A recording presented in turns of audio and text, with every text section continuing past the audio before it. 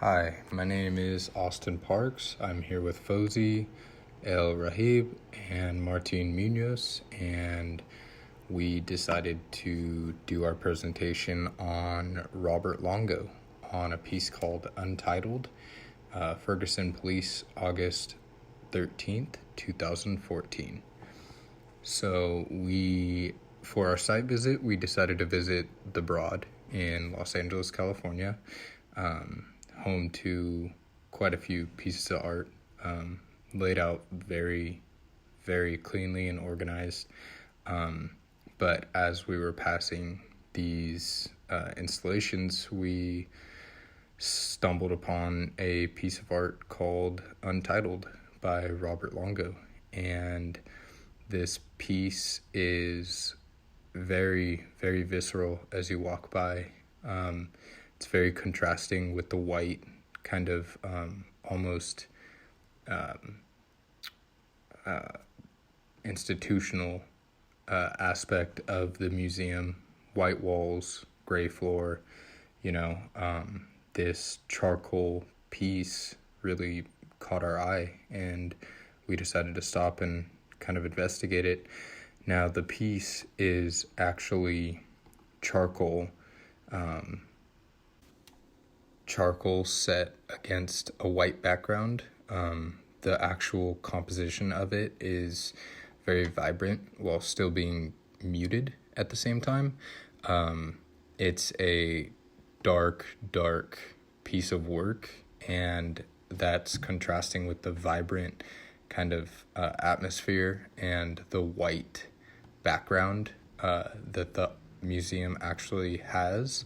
The piece is a matte finish, but there's a piece of glass directly in front of it. The artist actually said about the work that he wants to put you on the street so that the subjects in the actual piece are walking towards you rather than looking at it from a distance, which most art pieces kind of fail to bring about. Really gives you kind of an introspective look at the art piece when you look at it because of the reflective coating on it. Now, this piece is about the summer of 2014, when a lot of stuff in the U.S. was happening. Michael Brown just recently got shot by a police officer, an unarmed black man, and this piece really invokes the kind of dark sense around Ferguson, Missouri at the time. The subject is of, a riot in the middle of Ferguson, Missouri, which they were all too common at the time. And this was invoked by a feeling of rage from the public. And the piece really, brings about that sense of darkness and invokes kind of a sense of uneasiness. The artist actually used photographs to compose the image, render it in charcoal, basically. So he used his kind of take on it and created this really visceral piece to show the outrage and show kind of what was happening in Ferguson, Missouri at the time that this was. So now here's a brief biography of Robert Longo. Robert Longo was born in 1953 in Brooklyn and grew up in Long Island, New York. Longo looks to render the truth of an image beyond its surface appearance and non-inquiry into revealing invisible layers of meaning. In 2014, the year of Ferguson riots in Missouri signaled a dramatic rise in racial tensions across the United States, and ISIS declared itself a caliphate. Longo started a new series entitled The Destroyer Cycle. The artist illustrates world events through the lens of American media, creating visualizations of power, protest, destruction, and aggression. By doing this, he is showing a portrait of our time. Ideas present in the readings. Political social activism. So the first reading that I will be relating to the art piece is Dominguez, the electrical civil disobedience. So civil disobedience can refer to participants using information technology to carry out their actions. Electronic civil disobedience often involves computers and the internet to combat social injustices through online. The reading relates to the artwork because of the Ferguson riot is showing. So the second reading that I'll be reading to the art piece is Lampart, A People's Art History of the United States. So the reading is about combining historical sweep with detailed examinations of individual artists and their work. A People's Art History of the United States offers a political charged narrative that spans the conquest of the Americas, the American Revolution, slavery and abolition, feminism, the civil rights movement, and the contemporary anti-war movement, among others. This relates to the art piece because although we may be past slavery and abolition, the injustices is still there. It's not completely gone. There has always been prejudice, and this art piece is bringing those events to light. So this is my opinion of the argument. So starting with the audience narrative. So the art piece is showing African Americans protesting against a cruel act done by the police. The police, a brutal excessive force against protesters that cannot really defend themselves. So my personal narrative, that these events bringing to light the problems of racism, the fact that it still exists. Of course, we've come a long way from slavery and segregation, but there has always been an inequality that needs to be addressed. And the fact that colored Americans do not receive the same treatment as the whites in our country. Social narrative. The police are being demonized. They are a group that people fear instead of feel protected.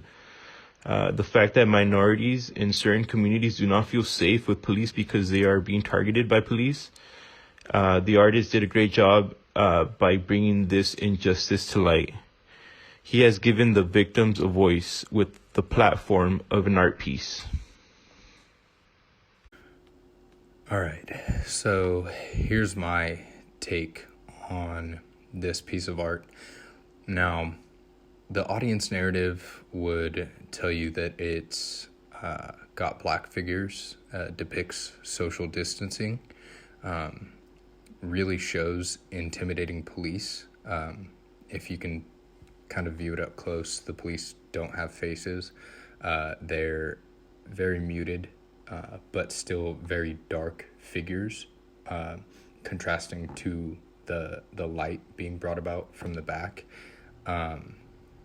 This piece, I believe personally that it creates an uneasy feeling, which is brought about from the time that it was painted, and that the artist wanted to do that, and that was very intentional of him.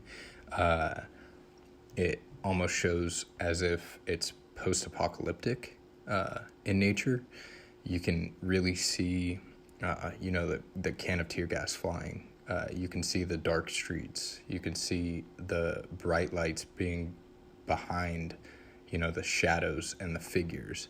And my personal opinion on it is that he is painting this from a sense of, emotion, and he had very strong ties to what was happening in the social and political world at the time. I don't think that he added any sort of comfort or any sort of,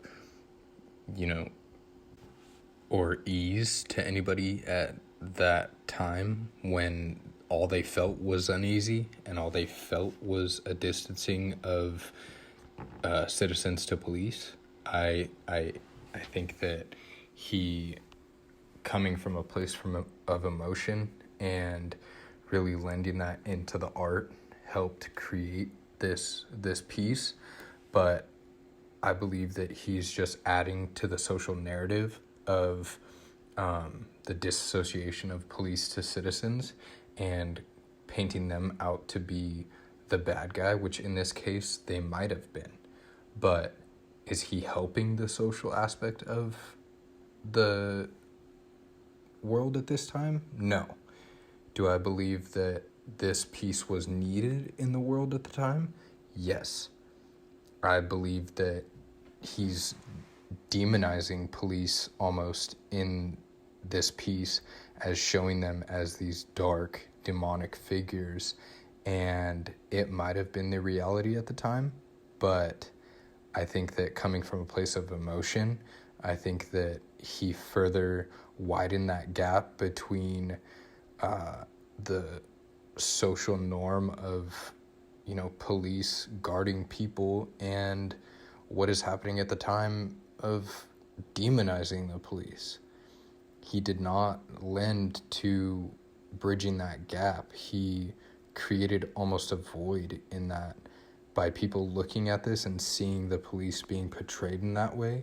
They could have thought in the same way, which further creates a void in the social, fabric of police entities and citizens, which could have already been there, but this piece of art definitely does not help with that bridging. And if anything, furthers the gap between the haves and the have-nots and police and citizens and, even the rich and poor, because you're looking at this piece and you're thinking of Michael Brown. At the time you're thinking that this is what's happening in America. Somebody outside of the realm of the United States could be looking at this and thinking, wow, that place is dark right now, which it was, but I don't know if there's a need to demonstrate it. I think historically this piece is very good in that it shows what America was like at that time, but I just think that it widened that gap. Now, the piece of art from the lecture that I chose to parallel this artwork with is Shut Up and Listen by Suzanne Lacey, because this also shows that widening of the social gap, and it really demonstrates how upper class white people kind of came in and just were onlookers on this social norm that was happening. I mean, these were just high school students sitting in cars on a rooftop talking about whatever came to their mind, arguing, whatever, but them being in their normal aspect of life and just talking, arguing, whatever, and having these haves, sit outside of the cars and just watch them do that, showed the political unrest at the time and kind of parallels with the social fabric and the social norm at the time, and if anything shows exactly what this piece of art was portraying. The haves and the have-nots, different people, they're just doing their thing and the onlookers are looking on. So going forward, the audience narrative is that Robert Longo tries to bring to light in the Ferguson police as well as other police still judge one another by what they look like and not who they are. Even 155 years later, after the Civil War, society still hasn't changed from the past on how people are not being treated as equals because of where they come from. Personally, I think that mankind in certain parts of the world still has a huge disconnection for respecting one another as human beings and not just the race that they are. A big social question that people might have is how much time do we need so we as a community start treating others as equals, not as people below us. An example is the Julia Scara Secretary. It emerges in the mid-1980s by Julia. It precisely addresses the surveillance of both a concrete phenomenon of control, including its apprentice of architecture, as well as its impact on private and public sphere. Julia's performance involves a pair of old women dressed as an artistic signature pink hybrid secretary guard uniforms, roaming the fair and interacting with visitors. Now, the purpose of that was to represent that it might not be a typical security that people would have, yet Julia represents that the monitor screens above the ladies show the visitors that they are still being watched by something higher. So relating back to the Ferguson shooting, it demonstrates that people are always being watched, seeing the bigger picture even when you might not see it at the time. That even if the person sees something in front of their eyes, they should not react quickly without seeing the whole picture. That there might be a different point of view that can represent the bigger picture to someone. Now, the time needs to be that people need to take a step back from judging instantly and see the greater perspective of what humanity has to offer. So this will conclude our presentation, and thank you.